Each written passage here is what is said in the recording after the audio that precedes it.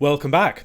Today's question is, I'm wondering what you think about Luke's purpose in dedicating so much of his writings at the back end of the book of Acts to the legal proceedings involving Paul. What is he wanting to highlight by giving essentially a quarter of the book, chapters 21 to 28, to the details around these matters, including a very detailed account of the shipwreck, Acts 27. One thought could be that Luke wants us to see Paul in the strain of the Old Testament prophets. Similar to Isaiah, Jeremiah, etc., Luke shows Paul speaking truth to power and repeats his calling moment, the Damascus Rd experience, twice more in these final chapters. Is that it, or is there more to it? I'd appreciate your thoughts. Perhaps the best way to think about this is by comparing the book of Luke to the book of Acts. At the beginning of the book of Luke, we see an emphasis upon the Spirit, the temple, and other things like that. The Spirit descends upon Mary in the conception of Christ. The Spirit leads Simeon into the temple. Anna is praying constantly in the temple. And then later on we see Christ being baptized by the Holy Spirit at the Jordan. Each one of those events anticipates something that we see at the beginning of the book of Acts.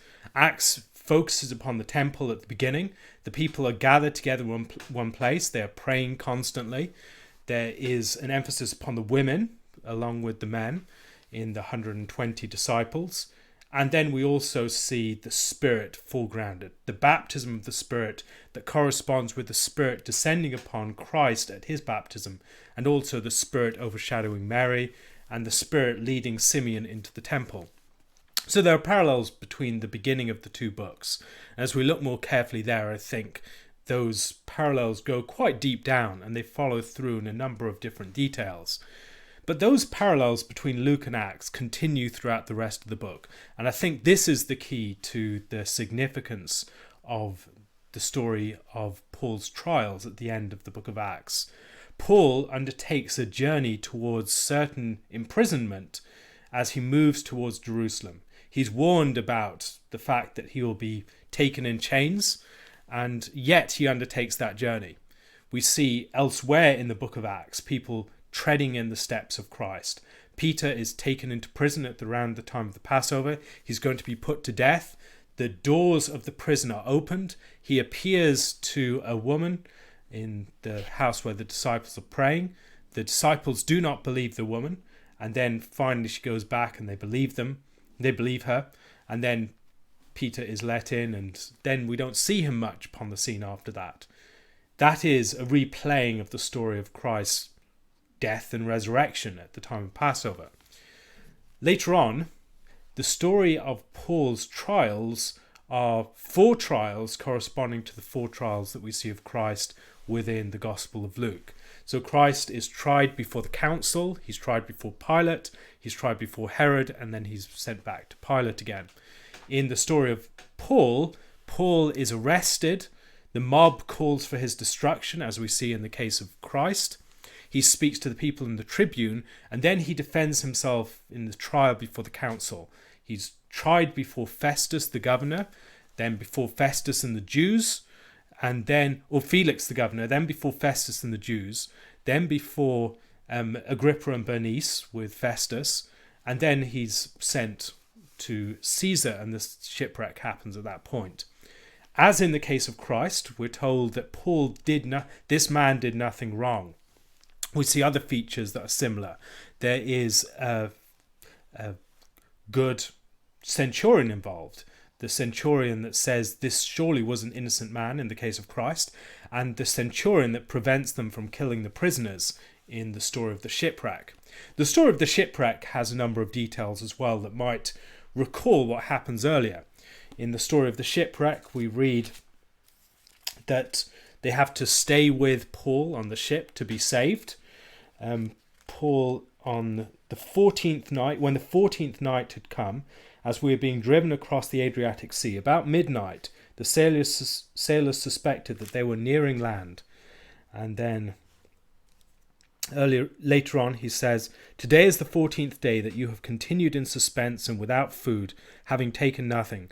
Therefore I urge you to take some food, for it will give you strength, for not a hair is to perish from the head of any of you."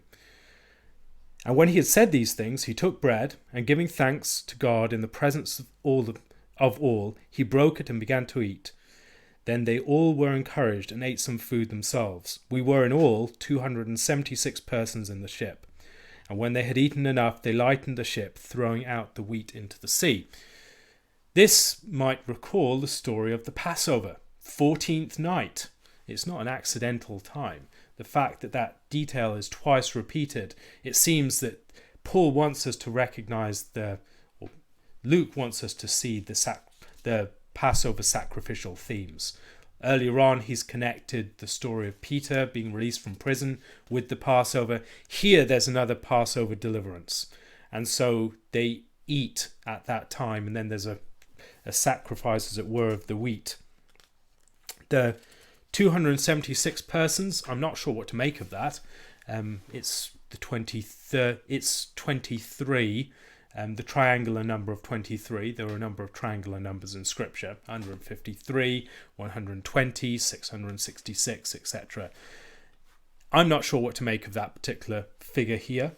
23, could it be connected with one short of 24? So Jews and Gentiles together, perhaps. There's one short in the Last Supper, which is paralleled with this. I'm not sure. It could be some connection. Other details that might recall what's taking place in the Gospels, all of them have to be gathered together and stay with Paul. And there's a threat: if anyone tries to leave, they will perish. But if they stay with Paul, they'll all be delivered.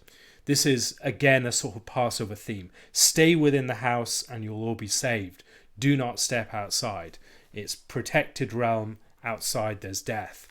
So I think all of this is playing upon the background of the story of Luke. The journey towards Jerusalem, the 3 trials, the shipwreck corresponding with the crucifixion, and then the faithful centurion after the shipwreck event and after the event of Christ's crucifixion.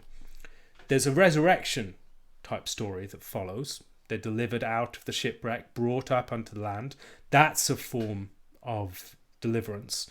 But there's another form of deliverance here. There's the serpent that attacks Paul, and he's delivered from the attack of the serpent. And again, that would seem to recall the story of Christ's death and resurrection. And then he ends up in Rome. And in Rome, the story kind of ends without everything being resolved. There's a sort of conclusion at this point that looks back to perhaps Christ's completion of his mission. And so I think that is the best way to understand this. The prophetic themes that the questioner asks about, I think, are also important, because Luke is about prophetic themes more generally.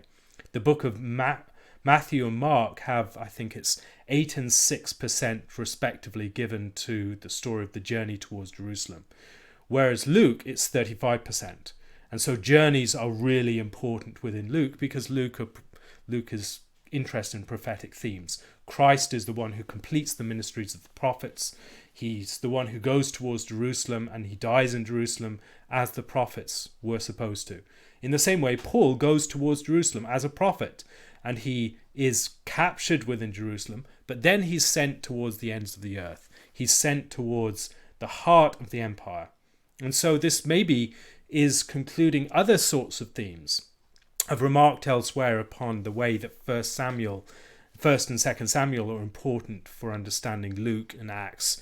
But I think 1st and 2nd Kings are also important. The beginning of 1st Kings is the establishment of a new kingdom, a new regime, that the Davidic king is leaving the scene, David, and establishing a new regime with Solomon, giving him instructions concerning the kingdom. Solomon sets up the new rulers, and then there's a gift of wisdom. And I think that's what we see at the beginning of the book of Acts.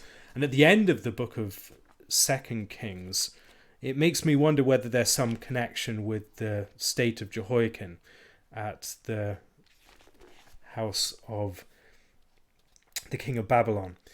And in the 37th year of the exile of Jehoiakim, king of Judah, in the 12th month, on the 27th day of the month, Evil-Merodach, king of Babylon, in the year that he had begun to reign, graciously freed Jehoiakim, king of Judah, from prison. And he spoke kindly to him and gave him a seat above the seats of the kings who were with him in Babylon. So Jehoiakim put off his prison garments, and every day of his life he dined regularly at the king's table.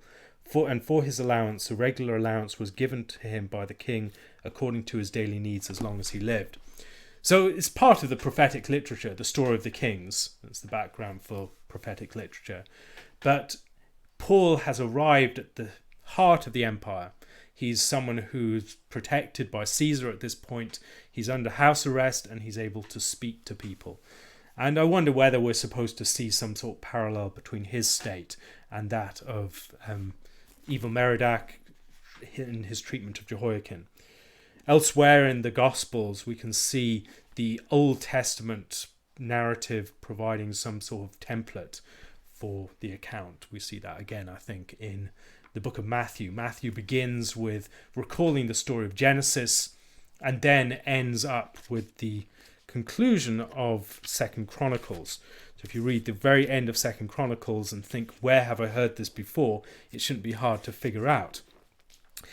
Now, in the first year of Cyrus, or thus says Cyrus, king of Persia, the Lord, the King of heaven, the God of heaven, has given me all the kingdoms of the earth, and he has charged me to build him a house in Jerusalem, which is in Judah. Whoever is among you of all his people, may the Lord his God be with him. Let him go up. That's the Great Commission of the Old Testament. It's the conclusion of the books of the Old Testament. And here I think we see something similar. There's the template of 1st and 2nd Kings, the prophetic themes coming to the fore. So Paul undergoes a Christ-like experience. He is tried 4 times, and yet he's found innocent. He defends himself before the Jews, and he defends himself before the Romans, before the Herod Agrippa and Bernice, and then also before the Roman governors, before Festus and Felix. And so all these stories are very similar. There's the council, tried before the council, tried before Roman governors, tried before the Herod. And then he experiences a sort of death and resurrection event in the shipwreck and in the event with the snake that follows. He's delivered through that. There's a faithful centurion, and then finally ends up in Rome. He's arrived at his destination and the mission is complete in some sense.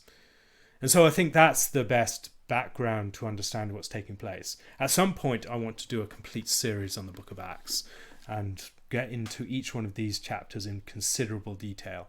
But for now, I hope that helps to explain the structure of the end of the book of Acts and the focus upon the trials. Thank you very much for listening. If you'd like to support this and other podcasts and videos like it, please do so using my Patreon or my PayPal account. If you have any questions, please leave them on my Curious Cat account. God bless, and thank you for listening.